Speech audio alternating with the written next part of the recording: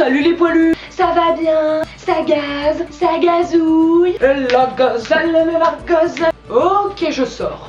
Aujourd'hui, je vais aborder un sujet particulièrement sanglant et brutal. Oui, j'adore ça.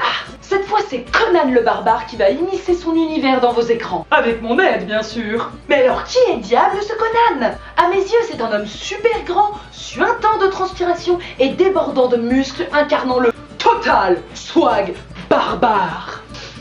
Non mais restons sérieux. Conan le barbare est un personnage de fiction inventé dans les nouvelles de Robert Howard au XXe siècle, donnant naissance à une forme plus moderne d'heroic fantasy. C'est un truc absolument épique quoi. Ce fat warrior évolue dans un passé mythique inventé de toutes pièces par Howard, l'âge iborien. Aujourd'hui, le personnage est perçu comme un aventurier enchaînant les quêtes les plus sanglantes et sombres, devenant la personnification de la destruction humaine. Tu tues pour arriver à tes fins et la vie humaine n'a plus vraiment d'importance. Mais c'est pour ça qu'on aime! Avec les années, les nouvelles originales de Conan le Cimérien, ouais, la Cimmérie, c'est là où il est né! Laissèrent place aux parodies en tout genre où ses muscles dépassaient la limite du raisonnable. Le tout enrobé par des formes généreuses de nanas dénudées plus stupides les unes que les autres.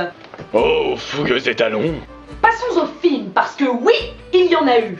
Pour ma part, j'en ai vu 2 et je peux vous dire que j'ai eu ma dose de testostérone pour très longtemps.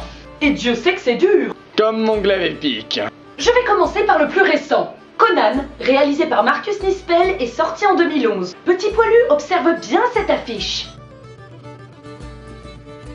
Oui, c'est bien Khal Drogo de Game of Thrones dans toute sa splendeur. Mais sans les peintures cheloues.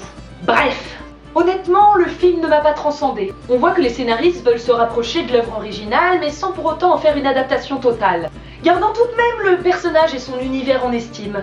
Le film est cru, sanglant, barbare quoi. Avec une trame assez simpliste mais tout de même aguicheuse. De l'épicness, de la fureur martiale, des épées, de la baston. Que demande le peuple? L'intrigue nous emmène vers un fait majeur de l'âge iborien. La création du masque maléfique d'Achéron permettant de dominer le monde. Mais il fut détruit à temps par Corin le Cimérien, le père de Conan, qui d'ailleurs naquit sur un champ de bataille lui montrant d'ores et déjà son destin. La baston et encore la baston! Plus tard, le père de Conan fut tué par Kalarzim, avide de pouvoir et de domination.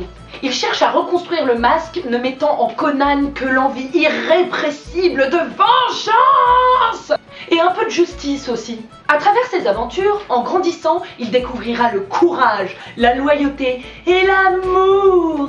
Putain, mais va vomir ton arc-en-ciel tout de suite, Conan! Sans deck!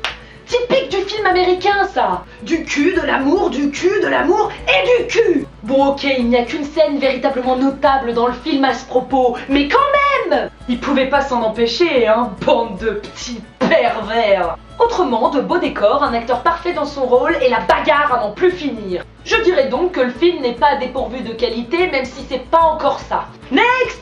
La base de la base, le Warrior de chez Warrior, notre véritable référence geek, le film de John Milius, Conan le barbare, sorti en 1982. Regardez-moi tous ces muscles imberbes, il est pas beau le petit Schwarzy? Et après ça veut devenir gouverneur de Californie. Mais reconnaissons qu'Arnold Schwarzenegger incarne superbement son personnage barbaresque et presque dépourvu de vêtements. Oh, fougueux étalon! Oh toi ta gueule! Le film a selon moi mal vieilli mais reste quand même assez badass. Les décors sont bien faits, on entre dans l'univers facilement, mais après le jeu d'acteur c'est pas encore ça. Le réalisateur a choisi exprès des têtes peu connues à l'époque, à la fois pour les lancer, mais aussi pour ne pas choisir des acteurs déjà catégorisés dans d'autres rôles. Quant à la musique du film, alors là, chapeau! Elle est magnifique, elle est incroyable, je prends trop de plaisir à l'écouter, c'est fou! Ouh là là! Si vous avez l'occasion, n'hésitez pas à aller l'écouter, mais genre, vraiment! Au fait, quand je dis que le film a mal vieilli, c'est surtout que j'ai très mal réagi face aux effets spéciaux qui font quand même vachement carton-pâte. Je préfère vous prévenir à l'avance, mais c'est aussi pendant les chorégraphies orchestrées dans les combats qui font que j'ai du mal. Parfois c'est pas trop naturel, on voit que c'est carrément chronométré, et ça fait vraiment bizarre. C'est pour ça que les critiques furent vraiment mitigées à sa sortie, même si en soi il se laisse regarder. Au final, la référence geek tient surtout du personnage principal. Ce côté musclore, brave et fidèle, friand d'aventure et de quête pour rendre justice, mais qui n'hésite pas à être carrément sans pitié pour y arriver. Le barbare n'a pas de sentiments, le barbare n'a pas peur, le barbare n'est pas un putain de faible. Voilà les poilus! Ce topo de Culture Geek sur Conan le barbare est à présent terminé et j'espère que vous avez kiffé! N'hésite surtout pas à me liker, à m'aimer de toute ton âme et de tous tes biceps et à t'abonner à la chaîne sans vergogne. Mais aucun regret surtout, hein? T'en auras pas de toute façon, t'es un barbare maintenant. En attendant, je vous noie à la potion magique, vous écrase mon poing à la gueule et vous donne rendez-vous pour la prochaine tuerie. À l'assaut!